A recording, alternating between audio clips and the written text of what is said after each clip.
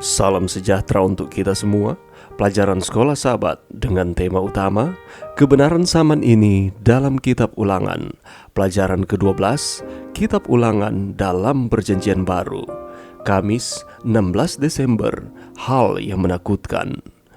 Kitab Ibrani dalam segala kedalaman dan keindahannya dan dalam banyak cara adalah sebuah nasihat yang panjang kepada orang Yahudi yang percaya di dalam Yesus. Dan apa yang dinasihatkan kepada mereka adalah tetaplah setia pada Tuhan. Kesetiaan ini tentu saja haruslah berasal dari kasih kita kepada Allah tentang siapa Dia dan tentang karakter dan kebaikannya yang secara luar biasa dinyatakan di salib Kristus. Memang manusia kadang-kadang perlu diingatkan tentang konsekuensi yang mengerikan jika mereka murtad. Artinya, kita perlu ingat bahwa pada akhirnya jika kita tidak menerima apa yang Yesus telah lakukan bagi kita, yaitu membayar hukuman atas dosa kita, maka kita sendiri yang akan membayar hukuman itu, dan itu berarti tangisan dan kertak gigi, dan diikuti kebinasaan kekal. Bacalah Ibrani 10 ayat 28 dan Ibrani 10 ayat 31. Apa yang Paulus sedang sampaikan dan bagaimana hal itu bisa diaplikasikan kepada kita juga? Betapa menariknya di mana untuk menasihati orang Yahudi yang percaya supaya tetap setia kepada Allah, Paulus mengutip dari kitab Ulangan pada pendahuluan nasihatnya kepada orang percaya Yahudi supaya mereka tetap setia kepada Allah.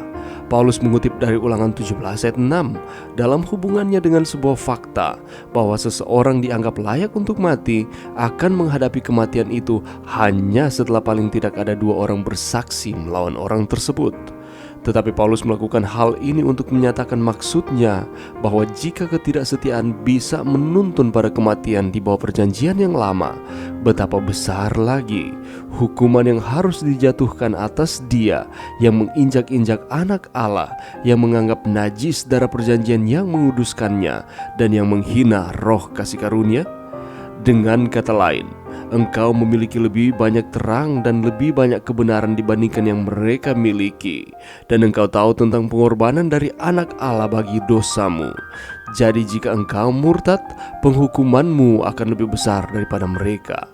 Kemudian Paulus dengan segera kembali lagi ke kitab Ulangan. Sekarang dalam Ulangan 32 ayat 35, tujuannya adalah untuk menopang argumennya ketika memperhatikan apa yang telah diberikan kepada mereka di dalam Kristus dan pengetahuan mereka tentang kesempatan-kesempatan besar yang diberikan bagi mereka.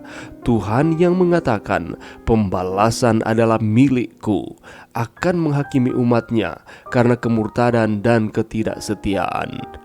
Dan lagi memang Dia telah menghakimi bapa-bapa mereka terdahulu yang tidak memiliki apa yang dimiliki oleh orang-orang Yahudi di zaman Perjanjian Baru, yaitu pernyataan yang lebih sempurna dan kasih Allah yang dinyatakan di salib. Jadi, pada dasarnya Paulus sedang mengatakan berhati-hatilah. Tuhan akan menghakimi umatnya. Apa harapan kita satu-satunya dalam penghakiman itu?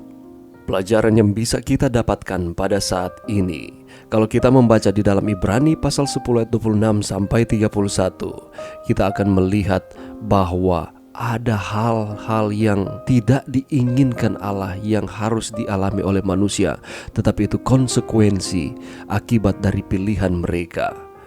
Jika orang telah ditebus oleh darah Kristus dan telah memperoleh kebenaran, tetapi dengan sengaja di dalam kehidupan mereka terus-menerus berbuat dosa dan tidak mau untuk berbalik kepada Tuhan, tidak ada lagi korban untuk menghapus dosa itu, kecuali ia benar-benar bertobat dengan sungguh-sungguh dan meninggalkan dosa-dosa itu.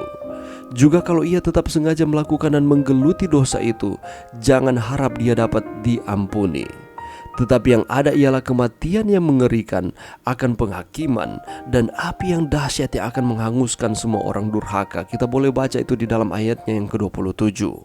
Firman Tuhan menegaskan betapa lebih beratnya hukuman yang harus dijatuhkan atas dia yang menginjak-injak anak Allah, yang menganggap najis darah perjanjian yang menguduskannya, dan yang menghina roh kasih karunia. Apakah yang dimaksudkan dengan darah perjanjian yang menguduskan? Ini adalah darah Kristus yang dicurahkan, darah Kristus yang tertumpah di kayu salib bagi manusia, bagi saudara dan saya untuk pengampunan dosa. Itulah sebabnya Yesus mengatakan, sebab inilah darahku, darah perjanjian yang ditumpahkan bagi banyak orang untuk pengampunan dosa. Matius 26 ayatnya yang ke-28. Ketika kita menerima Yesus dalam kehidupan kita dan kita mempercayai dengan iman bahwa Allah melalui anaknya Yesus Kristus telah menebus dosa-dosa kita, maka oleh kematiannya di atas kayu salib itu kita didamaikan, kita dimerdekakan dari dosa dan dikuduskan oleh Allah. Tetapi inilah masalahnya apabila kita menyia-nyiakan pengorbanan Yesus dengan sengaja dan terus-menerus melakukan akan dosa, melawan akan kehendak Tuhan. Kita telah menghina roh kasih karunia Allah dan menginjak-injak anak Allah, menginjak-injak pengorbanan Kristus di kayu salib. Hargailah setiap pengorbanan yang Yesus telah lakukan di kayu salib untuk saudara dan saya. Dengan apa?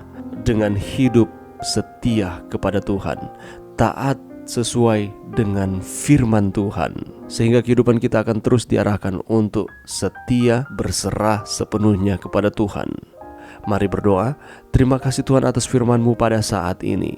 Dengan firman ini dapat menasihati kami untuk kami terus setia kepada Tuhan, karena ada bahaya apabila kami menginjak-injak pengorbanan Yesus di kayu salib.